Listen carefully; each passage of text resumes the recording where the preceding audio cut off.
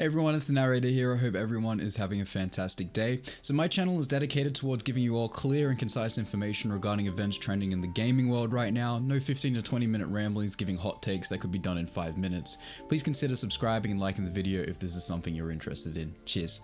So in light of the allegations made against various popular figures in the Smash scene, I think it's only fair that we also take a look at the Keitaro situation as well. For those of you unaware, Keitaro is a prominent figure of the Smash community and was considered one of the best Falco and Mii Brawl players in the world. He was also a commentator for the Susquehanna Sonics and had connections with a ton of pro players, most notably Zero and Nairo. Allegations came to light that Keitaro had sexual relations with a minor named Shiva during the Hyrule Saga in a Twitter comment replying to Captain Zack's allegations against Nairo. In the Twitter comment, it stated that, "Since he has you all here, Keitaro Time had sex with a minor named Shiva during Hyrule Saga, and while I am here, let me tell you how this was all the brainchild of Lima and Tamim.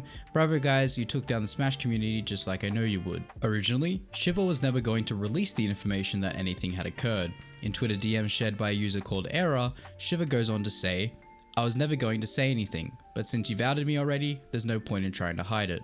Plus I know people have heard about it, so yeah." False knows it's true. I specifically remember him telling me Keitaro bragged about it to his friends in our previous DMs, but I blocked him too. Not long after this, Keitaro then took to Twitter and released a TwitLonger post. In it, he details exactly what happened on that night. He starts the TwitLonger by saying, "So I'm going to say everything that happened. This isn't an excuse for anything. I know what I've done and there is no excuse for it, but I will come clean with all of it." I'd also like to take this time to mention to all the viewers at home that Keitaro was sober this entire time, so keep that in mind as the story goes on. He then begins to paint the picture of how it started. Shiva and himself were teaming for the event coming up at the time, Hyrule Saga. He suggested that they get some practice in before the event and she agreed. Since Keitaro was staying at Sky's house, he invited her over as there were many people playing Smash there.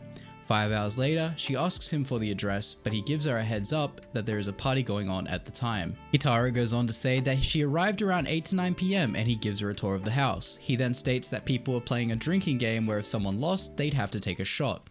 Shiva said that she was interested in playing, and when Keitaro asked if she had drank before due to her only being 16 at the time, she said yes. Now, as an Australian, I would just like to say that I believe the drinking age is 21 in America, but please correct me if I'm wrong. What follows is what he describes as her being flirty with him. He had won 4 games in a row, and every time she lost, she would slap him in the back, and at one point she had her legs on his thighs whilst they were playing. He then says that after playing for a bit, she then downed 4 shots and continued to play, with him not losing and strongly suggesting her to not drink anymore. She then initiates that she wants to go into the pool, to which he agrees and lends her his shirt as she didn't have a bathing suit at the time. He says that everything was chill for a while, but then she starts to hold him after a while. He brushed this off, stating that he thought, well, okay, but we aren't doing anything sexual, so it's fine. He then went on to say that after some time, she began to rub her face against his, which made him think that she wanted to kiss him. He attempted to avoid it a couple of times, but eventually he went with it and kissed her. After some time, she began to reach into the pool and grab his private parts. Keitaro then insinuates that she put himself inside of her, prompting him to yell, "What are you doing?" but not stopping anything that happened afterwards. He then ends the TwitLonger with an apology to Shiva and the Smash community. So yeah guys, that's essentially the whole story, and quite frankly I think it's one of the most disgusting ones that came out, just for the fact that, you know, she was underage, she was drunk, and he was sober the entire time. And the fact that he's just come out to Twitter, okay, you guys gotta realize, he came out on Twitter and admitted that he did all of this, right? So it's like, dude, get a freaking lawyer, right? I'm not saying that he shouldn't have come out and said anything, but at the same time, like, look at what you're admitting to. This is literally statutory rape.